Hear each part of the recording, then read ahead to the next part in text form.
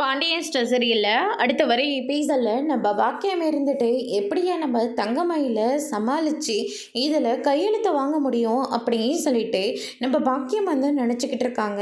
ஏதாவது ஒன்று சொல்ல வேண்டியது தான்.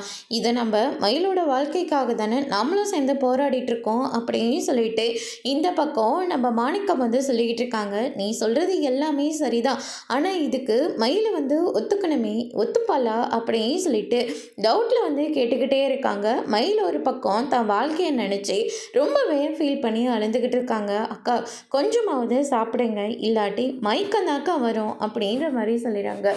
வந்தா அப்படியாச்சும் போய் சேர்றனே, ஏற்கனவே என்ன நான் செத்து போய் தானே இருக்கேன், எல்லாருமே நான் வேண்டான்னு சொல்லி முடிவு எடுத்துட்டாங்க. அதனால தான் டிவோர்ஸ் நோட்டீஸ் வரைக்கும் எல்லாருமே அவங்களோட சம்மதத்தை சொல்லிட்டாங்க அப்படின்னு சொல்லிட்டு தங்கமயில் வந்து சொல்லிக்கிட்டு இருக்காங்க. அதுக்கடுத்து தான் நம்ம பாக்கியம் வராங்க. பாக்கியம் வந்து ஒன்று, மயில் உன் வாழ்க்கையை இந்த அம்மா எத்தனை மலைகளை தாண்டியும் சரி, நான் கண்டிப்பாக உன் வாழ்க்கையை நான் சரி பண்ணுறேன், இந்த அம்மாவை நம்பி இதில் ஒரே ஒரு கையெழுத்தை மட்டும் போட்டு கொடுமா அப்படின்ற மாதிரியே சொல்கிறாங்க. என்னம்மா சொல்கிறேன், இதில் கையெழுத்து போட்டு கொடுத்தா என் தலையெழுத்து மாறி இருப்போதா? இங்கே உண்மையை தான் சொல்கிறேம்மா, உன் தலையெழுத்து மாறதான் போகுது அப்படின்ற மாதிரி சொல்கிறாங்க. அப்படி என்னம்மா இந்த பேப்பரில் இருக்குது, கூட வேறு போலீஸ் வந்திருக்காங்க அப்படின்னு சொல்லிட்டு தங்கமயில் வந்து சொல்லிக்கிட்டு இருக்காங்க.